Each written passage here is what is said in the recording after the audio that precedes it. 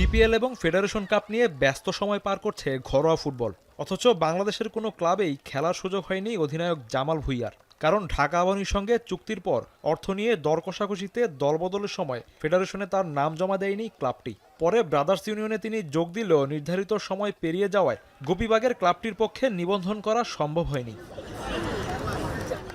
এ নিয়ে ঢাকা আবাহনীর বিরুদ্ধে ফুটবল ফেডারেশনে অভিযোগ করেন জামাল ভুঁইয়া। তবে 4 মাস পেরিয়ে গেল দৃশ্যমান কোনো ব্যবস্থা নেয়নি বাফুফে। যেটা হয়েছে আবাহনীর সাথে এটা হয়ে গেছে, এটা আমি কিছু করতে পারবো না।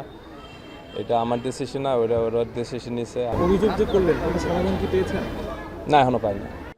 ঘরোয়া আসরগুলোতে খেলতে না পেরে বেশ কয়েকদিন জন্মভূমি ডেনমার্কে অবস্থান করেছেন বাংলাদেশ অধিনায়ক। তার দাবি ঘরোয়া লিগ না খেললেও ফুটবলের সঙ্গেই ছিলেন, নিয়মিত করেছেন অনুশীলন। দ্বিতীয় লেগে ব্রাদার্স ইউনিয়নের জার্সি গায়ে মাঠে নামার কথা তার।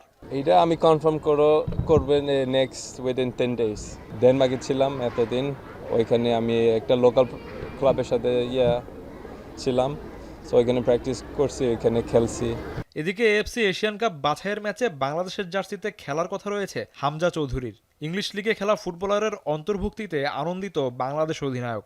বিশাল বড় জিনিস, কারণ উনি সবচেয়ে হাইয়েস্ট লেভেল খেলতেছে, প্রিমিয়ার লিগে খেলতেছে। সো হামজা আরও 3-4টা থাকলে তাহলে দেশের জন্য ভালো না। সো হামজা আসলে এটা একটা সবার জন্য ভালো। শনিবার বাফুফেতে এএফসি এ লাইসেন্স কোর্সে অংশ নেন জামাল ভুঁইয়া। এই ফাঁকে বাফুফে ফুটবল একাডেমির ক্ষুদে শিক্ষার্থীদের সাথে শুভেচ্ছা বিনিময় করেন তিনি। এসকে শাওন, এখন, ঢাকা।